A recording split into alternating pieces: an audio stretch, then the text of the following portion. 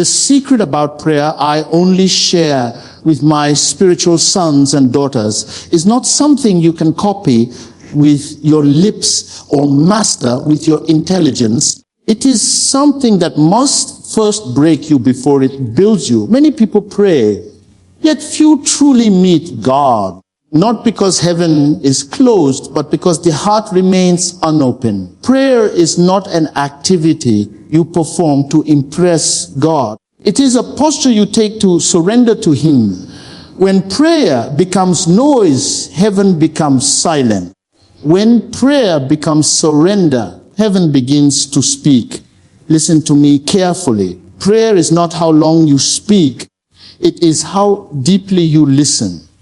Most people enter prayer with a list, but they leave without transformation. They kneel with ambition and rise with the same burden because they never allowed God to touch the root. Prayer that does not change you has not truly reached God. When prayer touches heaven, it rearranges the earth inside you. This is the secret I do not share on the surface because it cannot be understood by casual followers. It is only understood by those who are willing to die daily. Many people think prayer is a weapon to force God's hand. No.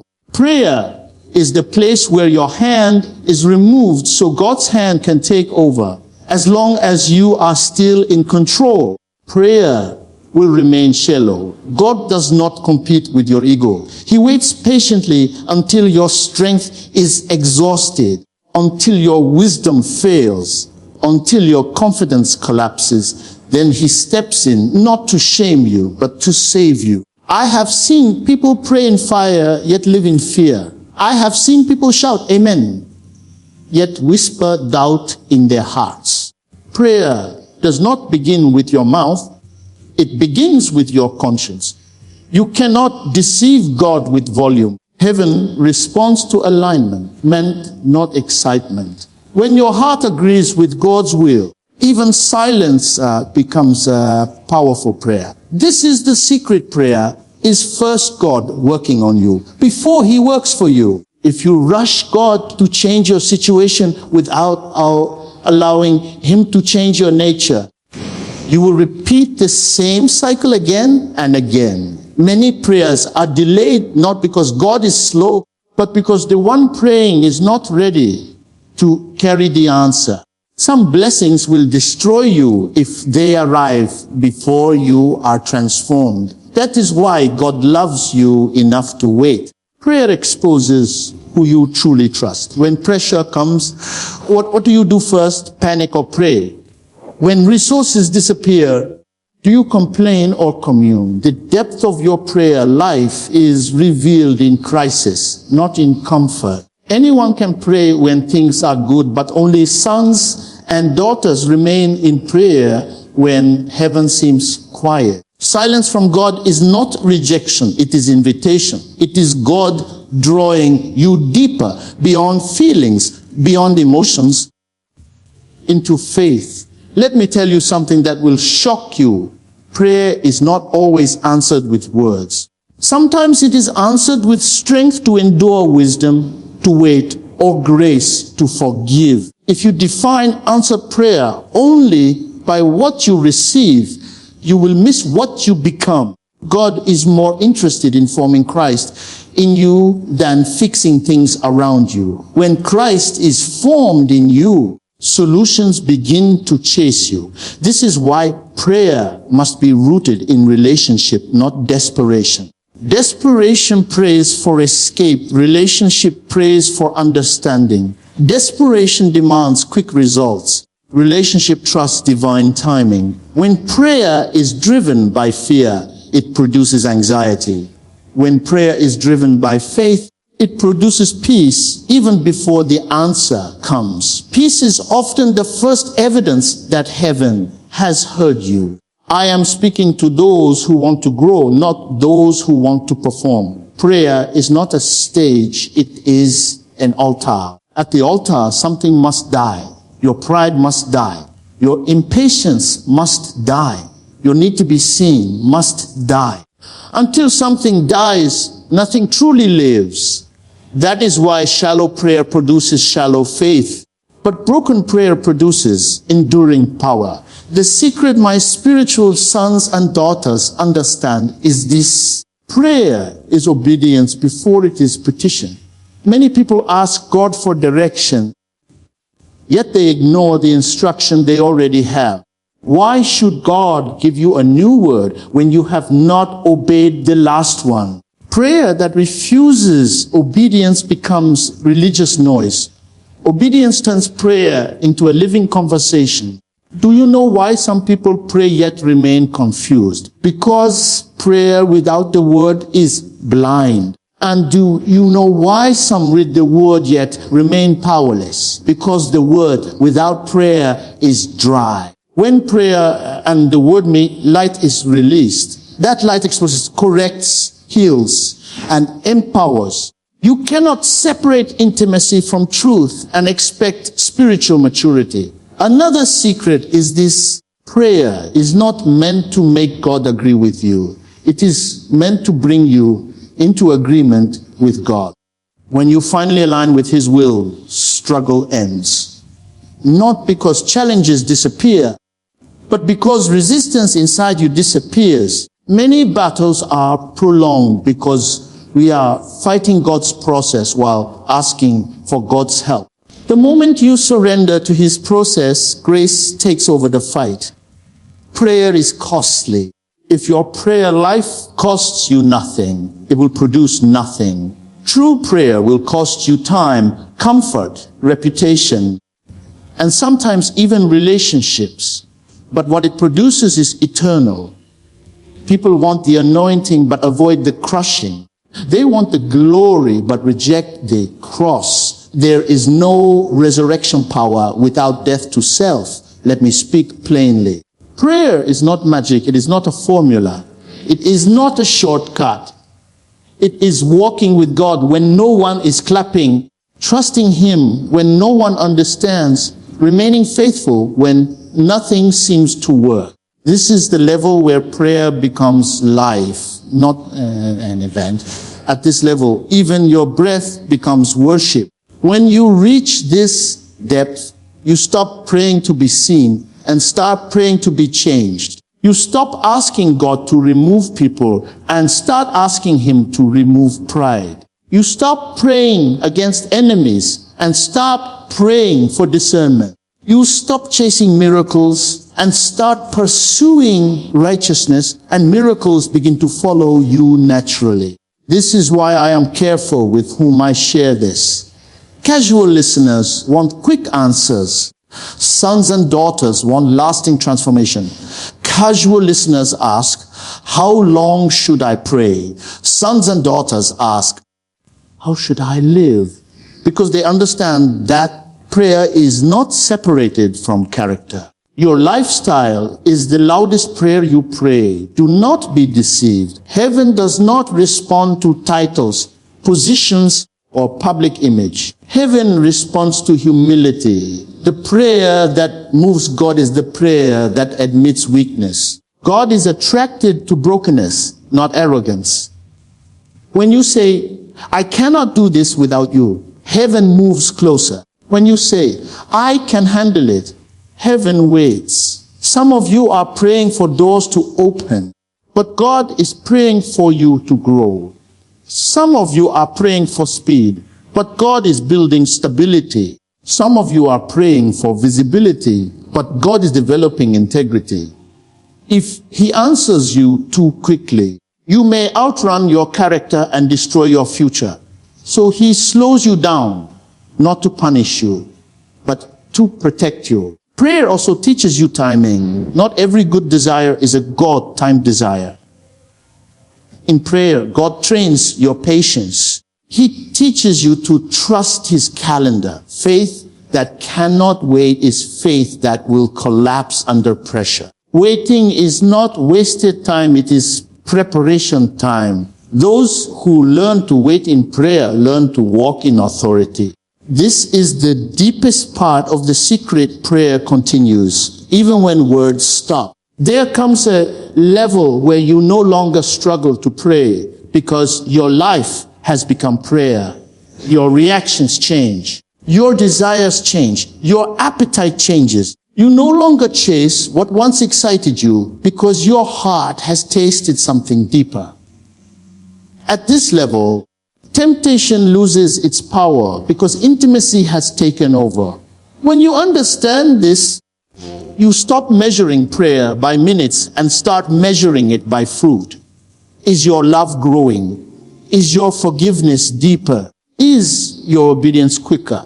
Is your pride decreasing? These are the true signs that prayer is alive in you.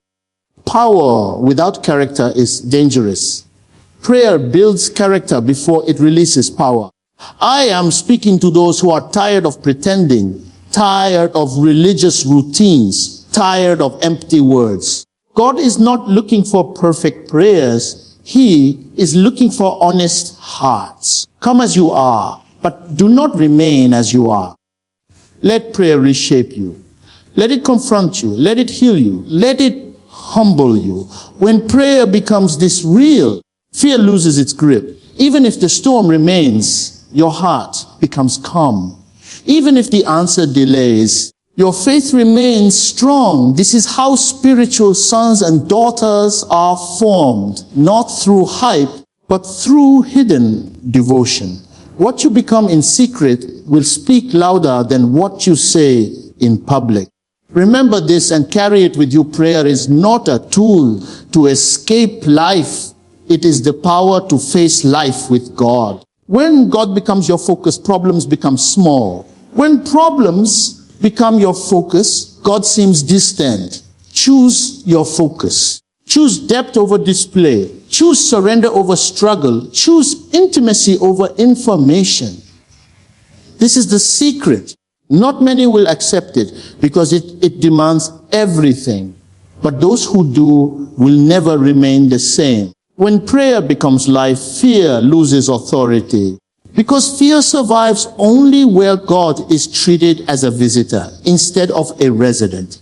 Fear rules where prayer is seasonal, emotional, and reactive. But it collapses where prayer becomes breath, where communion with God is not an event, but a condition of existence. Many people pray only when fear has already taken over. But spiritual sons and daughters live in prayer long before fear knocks. And because of that, fear finds no legal ground to operate. Fear is not always loud. Sometimes it disguises itself as caution, logic, overthinking, or delay. But the moment prayer becomes life, discernment replaces suspicion, faith replaces anxiety, and trust replaces control. You begin to see clearly, because prayer sharpens your spiritual senses. Fear feeds on uncertainty, but prayer births assurance. Not assurance that everything will go well,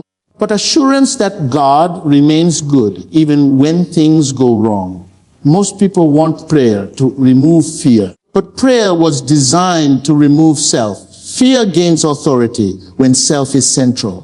When your safety, reputation, plans, and expectations sit on the throne of your heart, fear becomes your guard dog. But when God takes his rightful place, fear is dismissed because it is no longer needed. Prayer dethrones self and enthrones God, and wherever God reigns, fear becomes illegal. When prayer becomes life, you no longer run to God only when you feel threatened.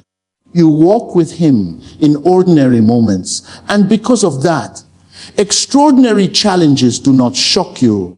Fear thrives on surprise, but prayer trains your spirit to expect God in every season.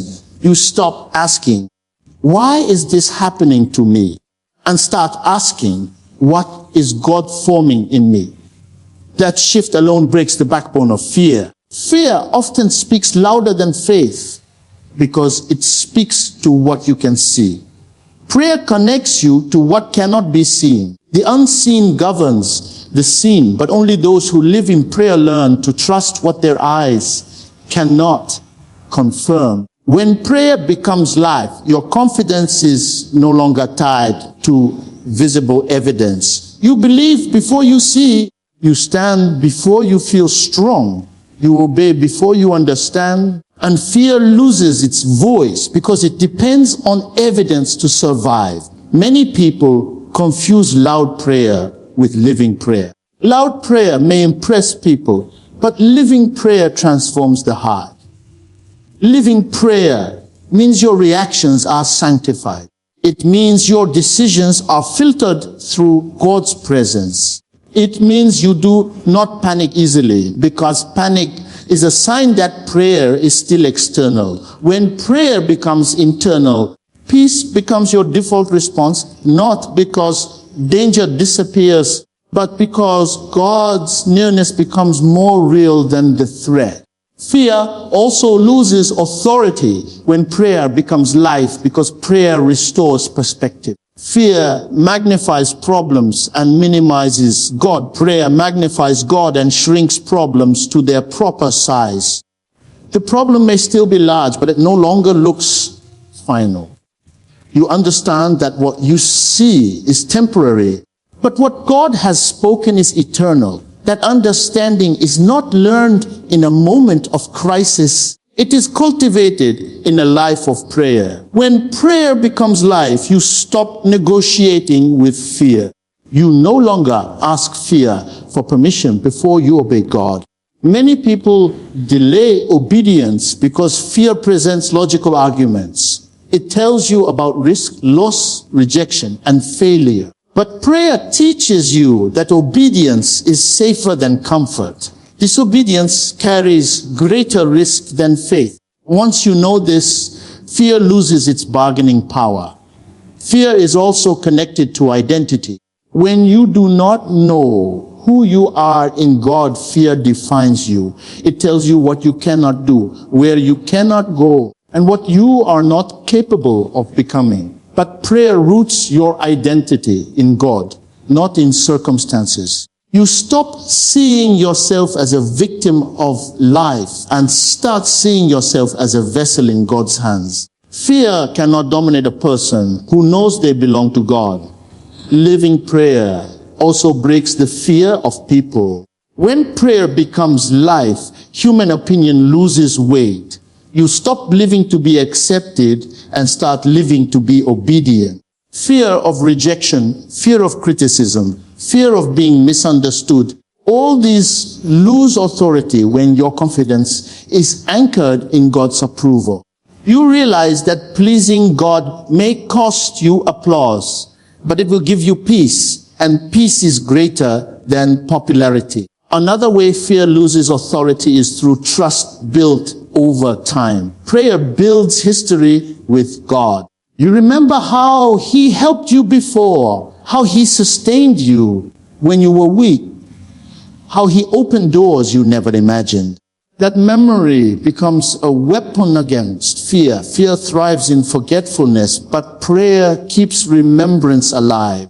You do not deny the danger. You simply refuse to forget the faithfulness of God. When prayer becomes life, fear no longer controls your future decisions. You stop choosing safety over calling.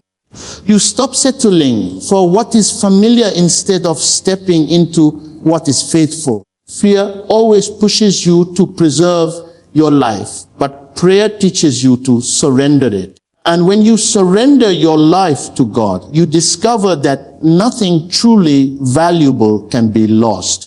Fear also loses authority when prayer purifies desire. Many fears are born from unhealthy attachments.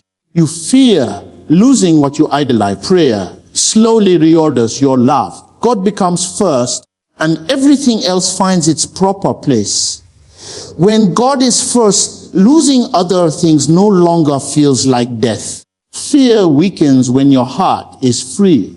When prayer becomes life, you no longer interpret delay as denial. Fear panics in delay because it assumes abandonment. Prayer teaches you patience because it reveals God's timing. You learn that waiting is not a punishment but a process. Fear rushes, prayer rests. Fear demands control, prayer yields trust. As trust grows, fear starves. Living prayer also changes how you view uncertainty. Fear hates uncertainty because it cannot predict outcomes. Prayer embraces uncertainty because it trusts the one who controls outcomes. You become comfortable saying, I do not know what will happen, but I know who is with me. That statement alone strips fear of its authority. When prayer becomes life, fear cannot manipulate you through imagination. Fear paints worst-case scenarios and feeds on mental pictures of disaster. Prayer disciplines the mind. It trains you to think in alignment with God's promises, not your anxieties. You stop rehearsing disaster and start rehearsing faith. What you meditate on determines what dominates you. Fear also loses authority because prayer produces courage, not recklessness, but quiet courage. Courage that does not shout but stands. Courage that does not deny pain but refuses surrender. This courage is not self-generated. It flows from communion with God. It is the courage to obey even when obedience feels costly. When prayer becomes life, even failure loses its power to terrify you. Fear often whispers, what if you fail? Prayer responds, even if I fall, God will lift me. You stop seeing failure as final and start seeing it as formative. Fear thrives where failure is fatal. But prayer reveals that God redeems even your mistakes. Living prayer also frees you from the fear of the future. You stop obsessing over tomorrow because you have learned to walk with God today. Fear lives in the future. Prayer anchors you in the present with God. You focus on faithfulness now, trusting God with what comes next. This daily dependence weakens fear's grip. When prayer becomes life, you no longer borrow trouble from tomorrow.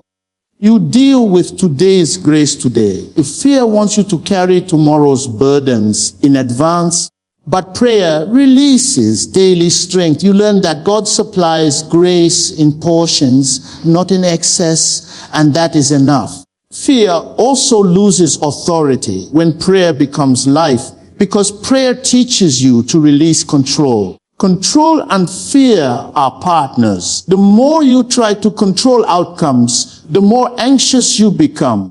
Prayer breaks this partnership by teaching you surrender. Surrender is not weakness, it is alignment. When you align with God's will, you rest even when you do not understand.